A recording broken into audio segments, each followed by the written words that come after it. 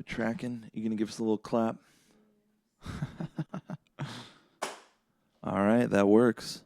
We're fucking live. Hell yeah. All right, baby. What's up, dude? Trent Morgan, everybody. What episode is it now? Is it 15? Are we on 15 or 16? I don't even know. Lucky dude. number 15. We're just moving along. We're just trucking, Dude, brother. you're doing it. We're doing it. We're doing it. How often are you doing it, actually? I know you're probably the one supposed to be asking me questions, but prior to this, we were talking about, I edit my dad's podcast. Yeah. So they're doing about one a month, but those are rookie numbers. Gotta pump those numbers up. Yeah, we've been going one a week. Okay, yeah. We've been going one a week. And it's like if someone cancels, like I was talking about it earlier, like if someone cancels, I'm kind of just like, oh, nice, a week off. Yeah, There's a little bit of that. It's like, okay, Tuesday or Wednesday. We've been sticking to Tuesday and Wednesday night for the most part too. And it's nice because like it's like, oh, okay, now I just got like a Tuesday, Wednesday night to either, fuck around in the studio or just chill and fucking play Battlefield, whatever it is. Yeah, dude. yeah. Are you a gamer at all? Retired. Retired gamer. Okay. Yeah, Retired. I sold the box last, I think December it was. Okay. Yeah, I don't know if I would say I was like addicted to gaming, but I feel like I was gaming more than I wanted to be gaming. Oh, yeah. You know what I mean? Yes. But I was definitely working some boys on Overwatch, and that was a good time. Oh yeah. That's a good one. That's a good one. Embarrassingly, I did play some Fortnite as well. Oh, dude, don't be embarrassed. We've all run some Fortnite in this household. Yeah. But yeah, I mean, I wanted to be good at Fortnite too, and I just was never good. And that was part of the addiction. I was like, today is the day. Like, today is the day. I'm just going to like chicken dinner this dude, and I'm going to one pump him to the face, And, that day really never came in a few years of doing it. But I was playing a lot of Overwatch with my buddies. I liked that. Great game. And I had a similar experience with Call of Duty. I tried my hand over there. Yeah. But I started playing, like I had played that, back in early high school and everything. Yeah. A lot of Halo back then too. Totally. Was, solid. I wouldn't say like phenomenal. But, a solid player. And then when I tried to get back into it in my late 20s, and my boys had kept playing for like 15 years. Like daily. You're not catching up. It was crazy. It's ugly. It's ugly. Yeah. Oh, it's a bloodbath. Especially, it's tough too with the Fortnite and PUBG and the Call of Duty. The Battle Royale got so popular, and it's so annoying because you wait 15 minutes for the thing to start, and then you drop in and die immediately. Yeah. It's just okay, all right, and then you're waiting and you're waiting for someone to revive you, and it's whole fucking thing. I'm always the guy needing to be revived. Give me a little toast, brother. Give me a little toast. It's great to have you here, bro. Oh. Whoopsies. Cheers. You could whip. You got good turning range of motion. Yeah, you got good rotation here. Up to you. You're the producer. I'm going to have you do whatever you think you need to do. Cool, yeah. There it is. I'm going to turn and face you a little more, too. Is that cool? Dude, whatever you would prefer, my brother. So, what do we have here? We've got some NA beers, and I actually I think I broke tradition on the last, but then I come back to it on the last podcast. But I broke it now by asking if you were a gamer, but I'm going to revert back to the first question that I ask on every podcast. Why NA beers today, brother? Why are we drinking some NA beers? I do not drink alcohol anymore. That is why. That's a good simple answer. That's a good. I knew the answer, but I have to ask. No, that's fair. That's fair. Yeah. And I have to go into my little spiel every time we're doing A's, which has been probably 4 or 5 out of the 15. NAs were on the last one. We had Billy King on. Okay. And he doesn't drink either. Okay. So we did NA Amaretto, actually. Okay. How was that? It was, honestly, I have to say, we've done NA Tequila on the podcast. We've done NA beers. That sounds aggressive. NA Tequila. NA Tequila was the first one we did with Ryan Casey. Okay. And he was like, I don't want to drink. Like, I haven't been drinking. So can we do NAs? And I was like, sure. It was the very first podcast.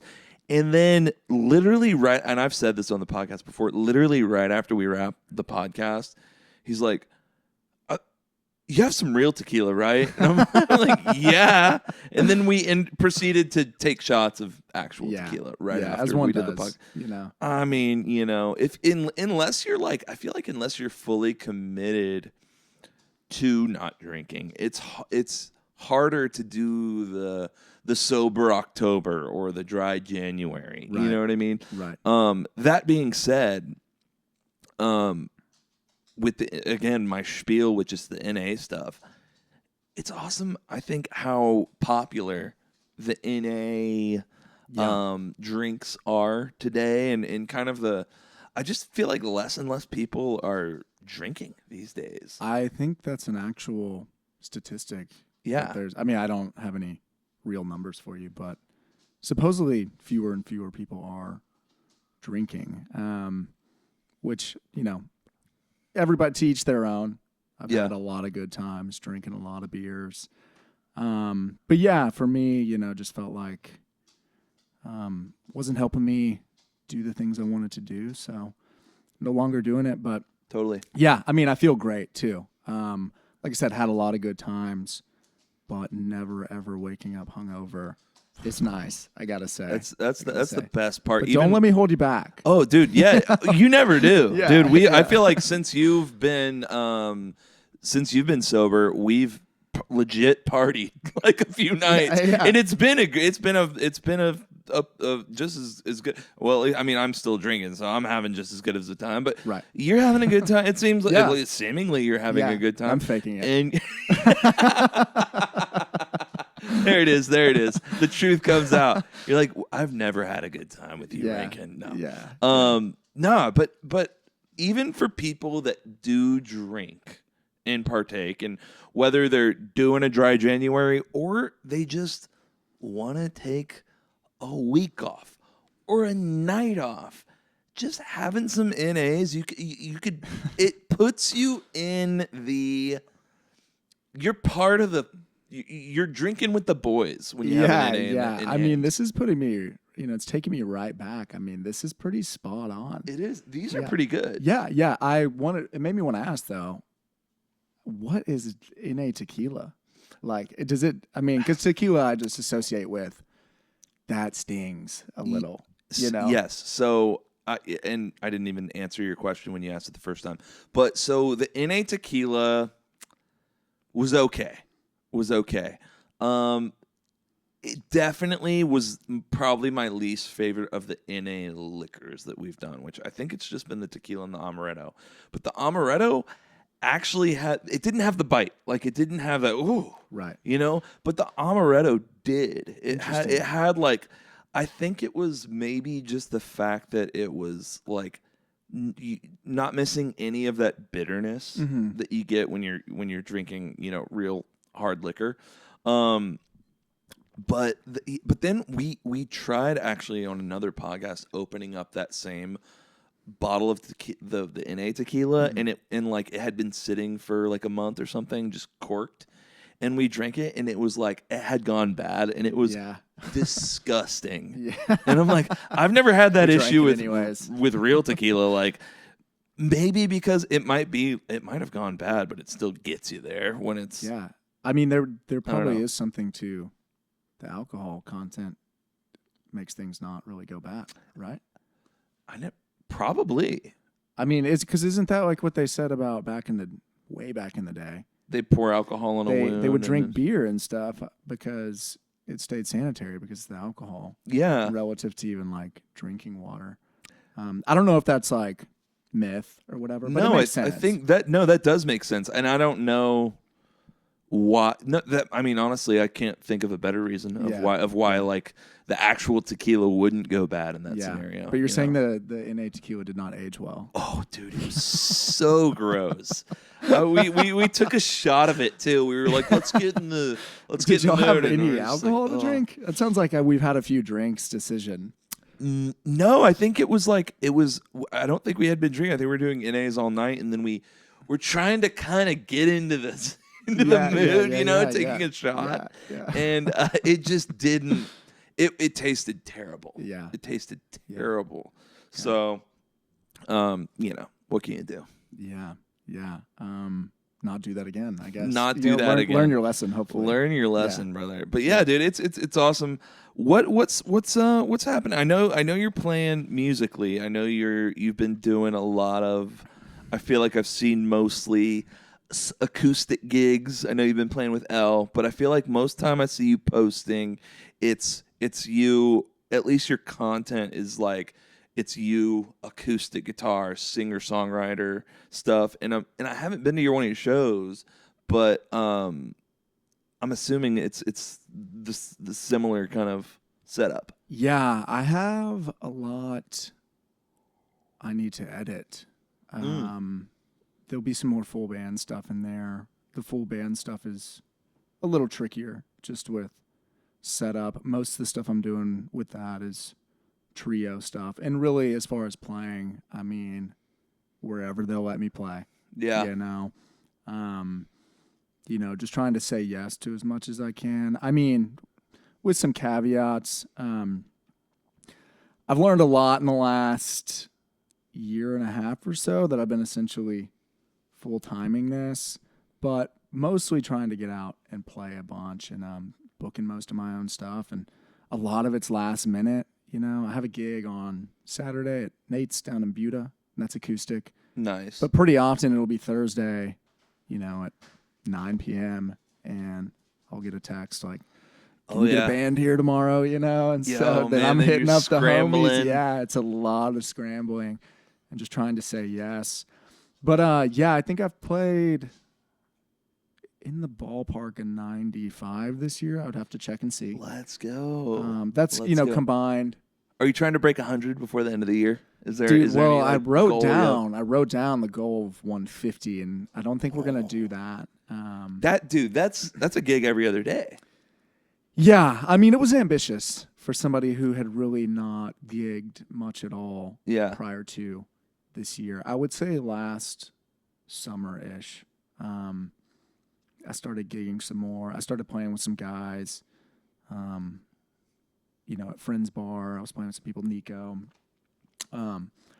Brad, if you know Brad, the Scarred Lips. I played with Nico some. And so through that, it's really just what I've come to find is this whole thing is kind of a slow burn. Absolutely. You want shit to happen like instantaneously, It never, at least the good things don't happen instantaneously. Good things take time. Yeah, I mean, social media and everything, which I'm trying to do a lot more of. There's obviously some probability that things could go viral or whatever, but even with that, it's like, unless you have good relationships and material and things like that, I mean, it's just, that'll be a flash in the pan too. So a lot of it is doing this right here. Oh, yeah. Is hanging out with people, getting to know people. And, I mean, we've played together a few times. Oh, absolutely. Always a blast. Always a good time, dude. Yeah. We got to get the squad back together that did the Lubbock trip, man. What a great crew. What a great crew. Those guys, I felt like after that gig, I was like, these guys are the homies. Yeah, totally. It was. I felt like it was kind of instantaneous too, where we were all just like, oh, I like, you're cool. Yeah. I knew it was a good group going in too. I was pretty excited about it. That was great, man. And I knew my dad would fit right in with that as well. Oh yeah. So it was just a good time. And we can revisit some of that. But as far as just getting out there and doing the damn thing, it's it's been showing up a lot. I kind of have a motto: just keep showing up. Trying to have a good attitude, which can be occasionally a struggle for me. Dude, and I think a lot of us out here, I get it. But staying consistent is so difficult. Like staying consistent with content, with shows, with getting in the studio, and just that repetition allows you to dial it in, And it's been the same thing with the podcast. We've figured out quicker ways to set it up, quicker ways to get it out.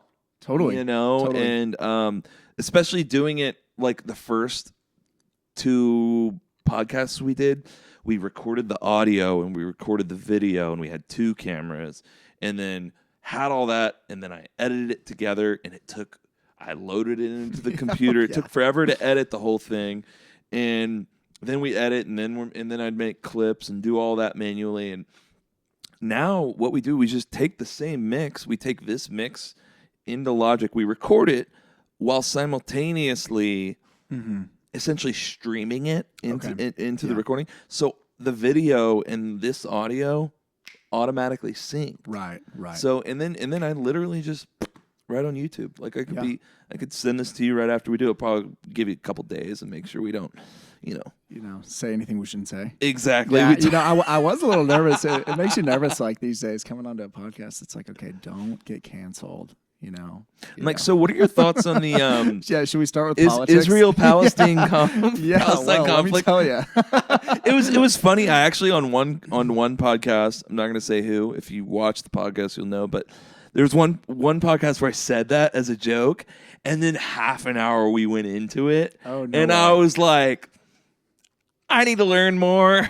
Yeah, I was with someone that had a strong opinion about it all, and And I was just like, oh, okay, all right, we're going down this route. Yeah, my views on this may change in the future, but I'm kind of the mindset that nobody, as an artist at least, nobody really needs to know my views. I mean, do I have views? Yes, we're all humans. Yeah. Everybody's going to have their thoughts and views. But I've just realized, like, no matter what you think, it could be the best, most well-intentioned thing. Yeah. Half of people are pissed off instantaneously. They're going to find a problem with it. Yeah. So, I think, and there could be arguments, if you have a large platform and you feel like you need to, speak out against something that, you feel strongly about. Exactly. But I'm like, I'm not there. Nobody needs to know, And even when you get there, it's like, do we really want to know what Taylor Swift thinks about X? Yeah. I mean, some people do. Some people do. But and that's to each their own. Like, I think about I have the same approach to when I'm representing myself as a musician and an artist when it comes to politics. But I also totally understand the opposite approach. I mean, we don't have a Rage Against the Machine without, someone being fully outspoken and wanting people to know this view and having a very strong political message. So it's like, I get both sides of it, but I do tend to lean the same way you do, where it's like, especially when I think about the setting of a live show of when everyone's out, like can this, for me, when someone's at my show, I'm like, let this be a time, I hope that it's a time that everyone of all different backgrounds and beliefs can come together and kind of forget about all that shit for a while and just enjoy some music, dance. Yeah. Shake your ass, have a drink. Some NA tequila. Like that's my approach, but that's my approach in the fact that there's different people with different approaches and different views is also what makes the world beautiful. Yeah, so, totally. Totally. Yeah. Totally. Well, I think we are at a different age, though, with just, as we sit here and make video, but the clipification of everything, you know, and which is just unfortunate, because there probably are some topics worth saying things on or having thoughts about, but it's just the internet is going to react to that. And they may not react to, nobody out there knows who Trent Morgan is right now, But, and trust me, they may go digging it. They're not going to know right after this podcast either. I guarantee you won't be famous right after this. Remember this shit he said with Rankin? Someone digs it up. He said this. Yeah. No, I get it. Hey, but I did, when you mentioned you had some editing to do. Yes. Is that specific to video, like content editing, or is that editing for an album? What do you have that is calling you to? That needs to be edited. Currently shows. Okay. So I track all my shows if I can live right now, which I'm in a bit of a predicament at the moment. My mixer that I do that with, which, it's like I kind of want to gatekeep this so nobody can do the cool shit that I'm doing, but I'm not going to be that way. But I use a Tascam Model 12, and it's cool. And there's other mixers out there that have this functionality, but there's an SD slot built into the mixer, and you can track live to it without needing any of this external setup that we have over here, like an interface and computer and all of that, which is huge, and it'll multi-track. So the Tascam 12, 12 is what it stands for, but realistically 8 XLR inputs. So you just got to make sure it doesn't come unplugged, right? Yeah. I was waiting for that little bit, dude. Dude, every little show is a little learning experience. Oh yeah. Oh yeah. And we were just having a good time stomping around up there, and stomped a little too hard, and she came unplugged on the last song. The last song. Yeah, for the listeners, we played a show in Lubbock at a private party, and it was at my parents' house. let's make it sound more pro than that, dude. It was pro though. It was pro. Minus the fact we didn't have any lights, but it was a pretty rad setup. Yeah. It was a pretty rad setup.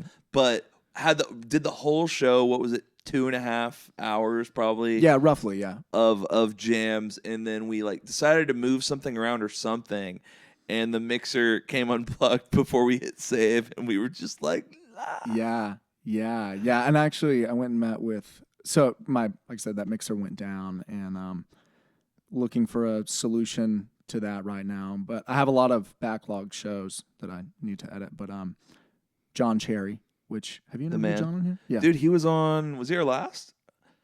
Yeah. No, second to last. We had Will on, okay. And then before was John. Dude, we got did you watch that one? No, but I will. We got rowdy. We got rowdy. That might have been the most I've been feeling the effects of the alcohol during a podcast. Okay, yeah. I'm trying to remember what we drank. It was we did tequila. We did Palomas or margaritas or something. I forget. I think it was Palomas or Mexican martini. Mexican martini is what we did. Get you. And we and we pulled out the looper too. And so that's a bad sign. Yeah, we pulled out the looper, and he was like, "Let's loop," and so you're in the zone of making shit up, kind of on the spot. So it was just super silly. And then we're spilling drinks and shit. I think there was 4 or 5 spills throughout that podcast. I was like, oh man, yeah, that's dangerous near the looper. It is. But I watched it back, and it was, to me, I was like, this is actually hilarious. And the tracks were cool. So I was like, all right, it worked out. Cool. It worked out. Cool. Yeah. You gotta change it up like that every once in a while. Gotta mix things up. Get loose with it. Just with things in general, it's great to have, especially with art or music, whatever it is. It's great to have a workflow, something where it's you have kind of a track of or a mindset of how to get something done, but it's also so important to just mix that up sometimes. Yeah, and approach it completely different, whether on purpose or on accident. Yeah. Because then the outcome is always different, and then you're not doing the same thing over and over. Totally. So I don't know. I feel like I get into whether it's playing the same lick on every song when it needs a guitar solo, and I do the same thing, and you start saying, okay, I'm approaching it the same way. What can I do to get to change my playing?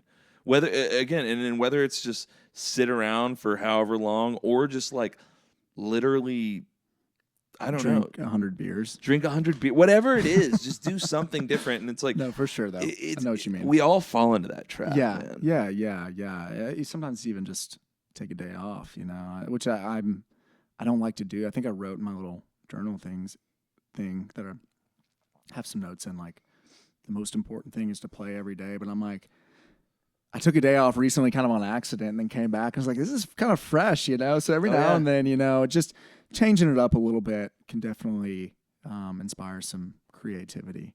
Totally. Maybe not 100 beers, but a couple beers. Oh yeah. But the funniest I felt that was maybe like 2 or 3. This might have been like 2.5, 3 years ago. I started learning how to DJ and like, and I still do DJ a little bit, but it's very rare these days. But when I was just learning, I bought like a little cheap little DJ deck and was doing it like every night, like every second I got, I would, and like I felt myself getting better at it. But then it was like a couple months ago, we were having some people over, and we were going to like an EDM show, and we're like, oh, let's pull up the decks and fuck around. I'm like, hell yeah, I haven't done this in a while. And I'm like over here just like fucking spinning shit up, fucking scratching, and I'm like, this is weird because I haven't done it in so long. But like, I don't know what it is with my with our brains, and that skill that I like did was going hard at for like 6 months or whatever. I don't even think going hard for it that long, like even my brain didn't even fully wrap around everything that I was learning. And then when I got away from it and came back to it from some time, it was like those skills manifested in a weird way. Right. It was so bizarre. Right. Yeah, I don't have a ton to add to that other than I think that's a thing. It's a thing, right? You know what I mean? Well, I'm sure you've had guitar solos where like you try learning it, and then you're like, fuck, this is not working. You put it down, come back 2 months later, butter. Does that ever happen to you? Yeah, well, there is something for sure about sleeping on things. I got all into sleep a while back, and without getting too into the weeds, but we know that during sleep, your brain encodes, processes and things throughout the day and kind of reruns them. So one of the things that always stuck out to me in this book I read on, this guy, Matthew Walker, he's this sleep expert. He's been on all the like big podcasts and everything, but it's fascinating. A lot of this stuff is fascinating. Oh yeah. But there was a musician that he talked to like after a conference he was at, and the guy, I think, talented pianist of some sort, but he was like, I find it really interesting. I'll be working on a really challenging piece of music and I can't do it. Like I just cannot get it. Yeah. But then I sleep and the next day and come back and it's effortless, And so it's crazy. Yeah. And so there's something about that. Now I don't know about 6 months worth of sleep. Yeah. But I think, but I do think there is some like unconscious sort of encoding that our minds are doing whenever we kind of step away from it, and a few sleeps or some rest or whatever. And something too about just like thinking about it a ton, and it's like trying to learn that solo part or whatever, and you're like, I can't get it, I can't do it. And then you step away from it and you just come back and suddenly it's like there, I don't know what that is. It's stepping away. Yeah, stepping away, and I don't know if I can explain it either. Yeah. But there is something that your mind does when you step away from it and come back. It's kind of like the thing. I think we were talking about it on our drive to Lubbock. Is like the practice 15 minutes a day versus cramming an hour when you can, and then whatever it might be. Is a lot more fruitful than other approaches to practice. Yeah. Right. Yeah. So. I still tend to do like I'm in the studio, I'm just 5 hours. Yeah. But then there's also like the ear fatigue where like I hear it and I'm like, oh, that's why I do. If I'm mixing something, which I'm not by any means experienced at mixing, but if I spend more than half an hour on the mix, it's going to be overcooked. It's going to be shit when I'm done. But if I do like half an hour, and be like, okay, I think I made progress. I'm gonna bounce it, save it, listen to it on a few things, and then be like, oh, okay, that's better, but I still need to tweak that. If I do these little tweaks incrementally, always a better outcome. Yeah, I just bought this text. It's like I don't want to call it a textbook, but it's kind of that. It's called the Mixing Engineer's Handbook. Oh, hell I think the guy's named Bobby Owinski or something like that. But getting back to the editing thing. Yeah. And we talked about John briefly. So John has a Tascam 12 as well, but mine went down. So borrowing his briefly. I feel like I had something to say about that, but other than that, John's a great guy. Glad Who is he's on the John? Do I know John? John Cherry. Oh, John Cherry. Okay, yeah. I was borrowing his Tascam, and I guess to put a ribbon bow on all that, I track my shows live, and with the acoustic setup, it's pretty straightforward. I have a dual output acoustic thing, which is kind of complicated, but it's 2 inputs for the acoustic guitar. Oh, so it's like a stereo vocal thing.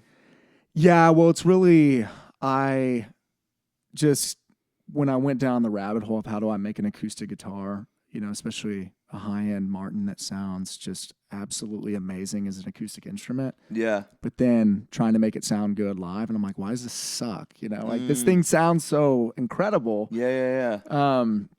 So that was just a journey of trying to figure out how to make it sound good, and anybody who knows me knows I love old Billy Strings. Oh, absolutely. But he has a pretty crazy live rig, and I mean he sounds unbelievable. Oh yeah, live.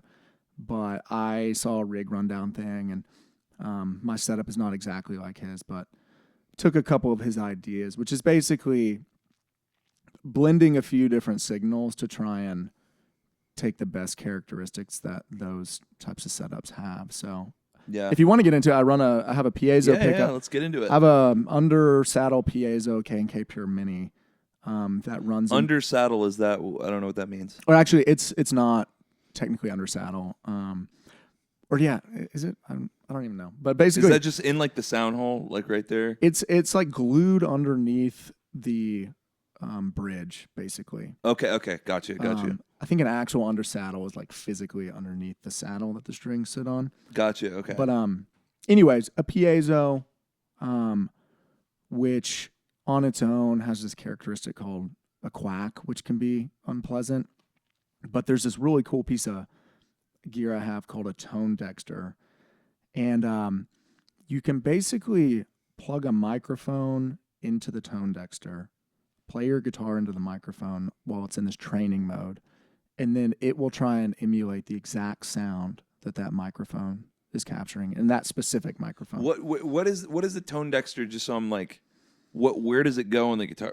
It's like a big pedal. Oh, it's a big pedal. Okay. It's a big pedal. So and then you're plugging that in 1/4 inch. Yeah, you effectively Okay.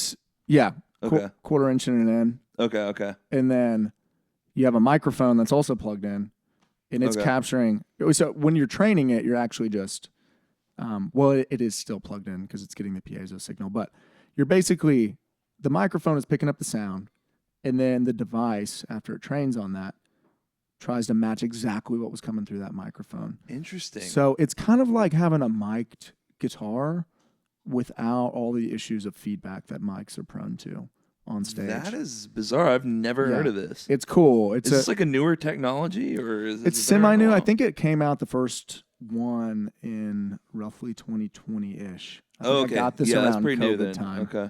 I think they've had a Mark II or whatever since then with some updates, but yeah. It's just a really cool piece of gear. I think Molly Tuttle plays through one, and she's a phenomenal acoustic player. I've heard her name. Is she local or is she? No, she's like homie. She's bluegrassy, folky. Maybe folky's not the right word, but like homies with Billy Strings and stuff. And she's a phenomenal player. Runs with those cats. Yeah, runs with those cats. Hell yeah. What is this? Oh, did you give me a shot of actual liquor? Nicole, you're bad.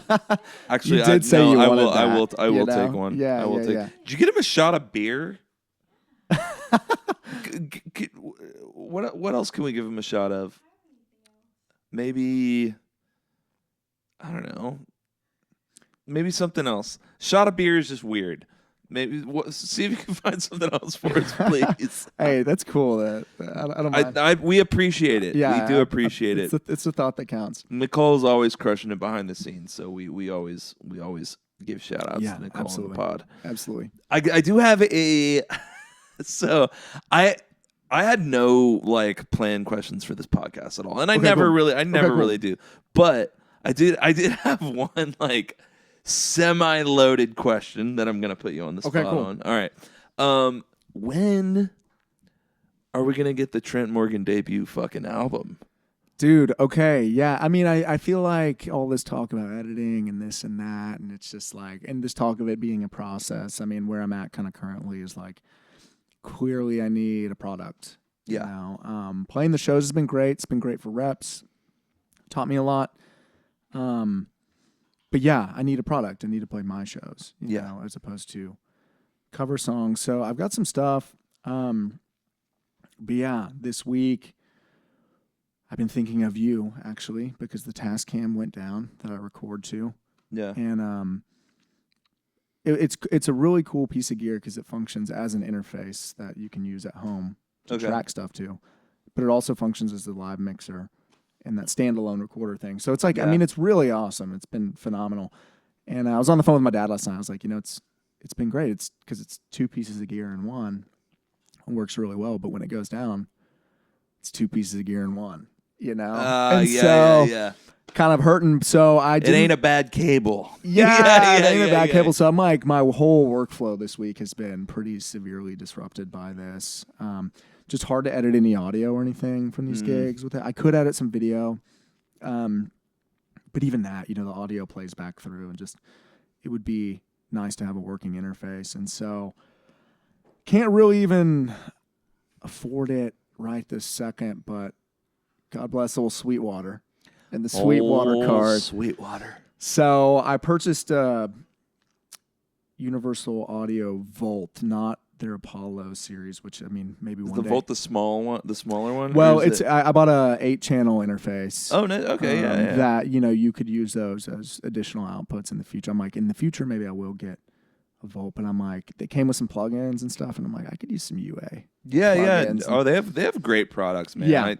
A little OJ. Now we're talking. A little shot of OJ. Okay. But yeah, this has me thinking. I'm just like, you know, whatever I'm doing, learning how to edit all this video and audio and everything has been great, and it's cool for socials and this and that. But I'd like to start maybe doing some more stuff at home, like more of my sort of original stuff at home as well. Yeah.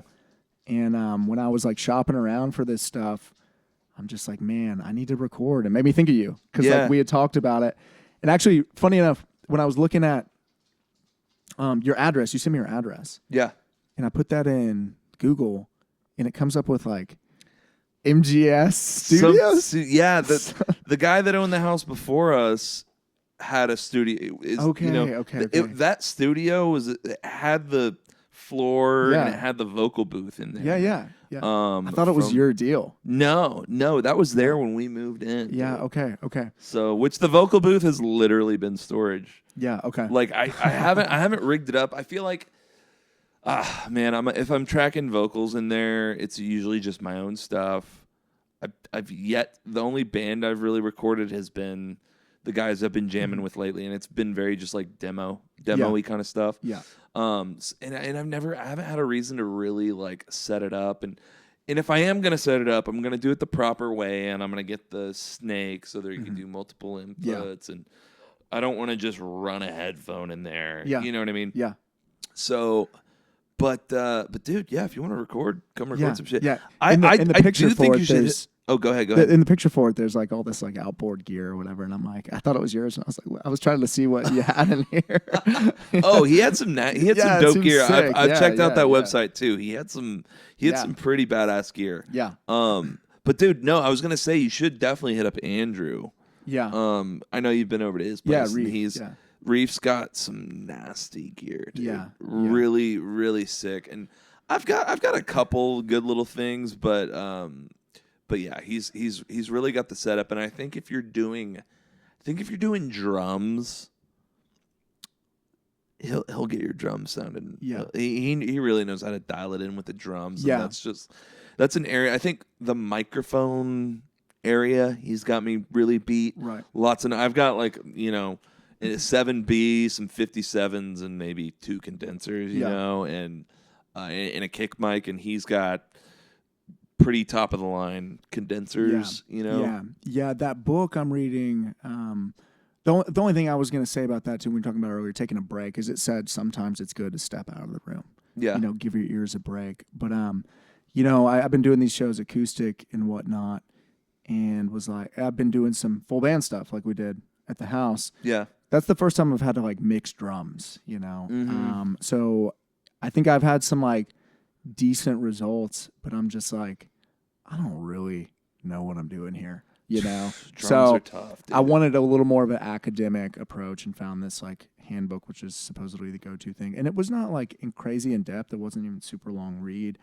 But just immediately gave me, I think, a better place to get an idea of, where to start when you're building a mix and everything. Yeah. And one of the first things the guy says is like, most of this stuff is done at home these days. Oh, yeah. And he's like, I know all these big name Nashville and, New York guys, LA, whatever.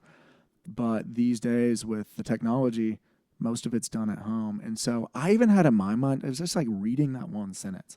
It's like in my mind, it's like, you need the studio, you need to pay for the engineer, this or that. And that now I'm like, like, why couldn't I just do it? Now, I don't know if I want to like build out a whole album by myself or anything. Yeah. But I think there are some talented local people, the Reefs and other people. I know some other names and some people I want to hit up.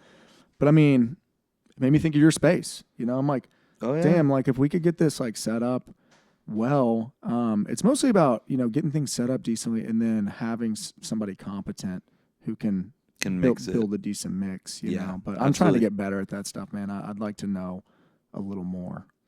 Dude, there's a guy, the Lou dudes got together a little while ago, and this guy Chris, I've never met the guy in person, but Chris, I'm trying to remember his last name, but he mixed the single that I think we're gonna put out shortly, and he also mixed Billy King's most recent stuff. I think he did someone else that I'm not remembering right now. But this dude, this is the first guy I've gotten a mix back from and said, I don't have any notes. Yeah. That's huge. It was. Yeah. I was like, holy shit. Yeah. This is the best first mix I've ever gotten from anyone. So I'll have to. And he was not like crazy priced either. It was like extremely like he wants work kind of price. Yeah. And I was like, oh my God, this is the guy. Yeah. So I'll have to hook you up with him. I think there is something to that too, where these studios these days it's almost like having a Ferrari or something, where it's like, not saying that's not a good car or whatever, that a real studio can't produce you a nice polished product, but it's expensive. It's expensive to go in there, and it's almost like you're paying more for. You get to come to the studio, that whole it's the studio thing. Yeah. As opposed to, is this a competent person who can really make a competent mix? So I think there's probably varying levels of that in between, and I don't want to say there's no value in a studio. I mean, just the acoustics of a studio can be really nice. I think things like drums, one of the things I've looked into is maybe tracking drums in a studio with a more treated environment. Yep. And then tracking everything else at home. And that's the beauty of doing things digitally these days. Yeah, I mean, you could DI, you could even not even digitally, but like you could DI a guitar with a preamp and an analog amp simulator and have a pretty sick sound coming in. Right. So it's I'll say this, man, like with studio time, especially when it's like $100 an hour or something like that for this state-of-the-art studio, where maybe you're in there for 6 hours, that's $600. That's a new interface, right? For me, it's like, oh man, I don't want to say I'm against it, because look, like you said, I'm the first one to appreciate some badass mics, a super treated room where there's no nasty echoey reverb shit. Like, I'm the first one to appreciate all that, and an engineer with a good ear. But if you compare, Mel's going crazy. If you compare that where you're paying for it versus, we're at the homie's place, he's not charging, or I have my own gear, and I'm not having to spend money, and I can take my time with this. Right. I will choose that setting Right. Any day. Right. Any day Right. over the $1 million studio. Yeah. Yeah. You know? Yeah. So, and I, you know, it's, some people might feel differently because they still spend the money on it on studio time. But I think you do see less and less of it. There's so many good bedroom records these days where just independent, created, no big label, just awesome music coming from someone with a home studio. Totally. I mean, shit, Skrillex with a laptop, dude. Yeah. He made a whole record on a laptop, and it's just the nastiest dubstep. Yeah. You know, throwback. Shit, dude. You know, taking me back to when I did drink some beers. Oh, shit, dude. Yeah. Man, Skrillex, I would love to. Oh my God, so nasty, dude. I wish Skrillex would come back to Austin, because I think he's doing a couple shows this year, but I think one's in Hong Kong, one's in Amsterdam. It's like, okay, I'm not gonna make that, buddy. But dude, I love Skrillex. When Skrillex came out, I mean, that was like the most insane, like out of this world. So cool, man. So cool. It was so cool. Did you hear his latest record that he did? I mean, I haven't listened to him in forever, and like, no, like I think people make jokes about it, but he's obviously like a phenomenal talent. Oh, you know? dude, yeah. He this new record. He must have put it out about a year and a half or two ago. Dude, dare I say the guy made a whole new genre again. Yeah, and it's electronic. It's definitely Skrillex, but some of these sounds that he's getting, I'm just like, I don't even know how you would begin to produce these sounds. Yeah, it's incredible. Yeah, and then he's just a great DJ on top of that. Yeah, so it's just, dude. Yeah, send it to me. I will. He did this like basement session thing where it's just that, and that's how he like debuted the album. And it's him like DJing all the songs back to back and like mixing them live, and it was just, oh, dude, it was sick. That's dope. Yeah, I'll send it to you. It's really cool. Where are we at on time, babe? 47. Okay, that's a good amount of time, I think, for the chatting portion. Is there anything you want to plug before we wrap and maybe get into some jams? Not really in particular. I mean, I've been trying to be better. I throw my shows at the link in bio on my, or not the link in bio, just the bio. But fuck yeah, dude. Yeah, come hang out sometime. Come check out a show. Yeah, that's pretty much it. I mean, you know, and I don't even want to be too self-deprecating. A lot of these are just kind of cover band things, but I try and play. I think we play more interesting covers than the average cover group, and it's a fun time. You know, I'm starting to sprinkle in some more OG stuff as well. Yeah. Dude, So, you know I want the originals, dude. Yeah. You know I want the originals. But yeah, man, we'll definitely come out. I know Nicole and I have talked about it, and we're like, we got to go see Trent play one of these days. We've just been, oh, you know how it is, brother. Yeah, you know how it is, dude, brother. come through. Come hop up there, dude. Hell yeah. Now we're talking. Yeah, that sounds like a good time. Well, fuck, let's should we take these shots? Let's rip these shots real quick. Yeah.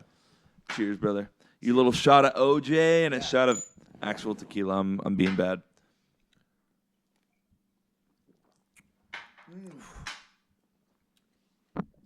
Should I make a face? Oh man. I'll tell you, I wasn't ready for that one. But yeah, dude. Hey, thanks again for coming on, dude. Cheers, man. And thanks for having me, dude. We'll get some jams going. Okay, let's do it. All right, brother.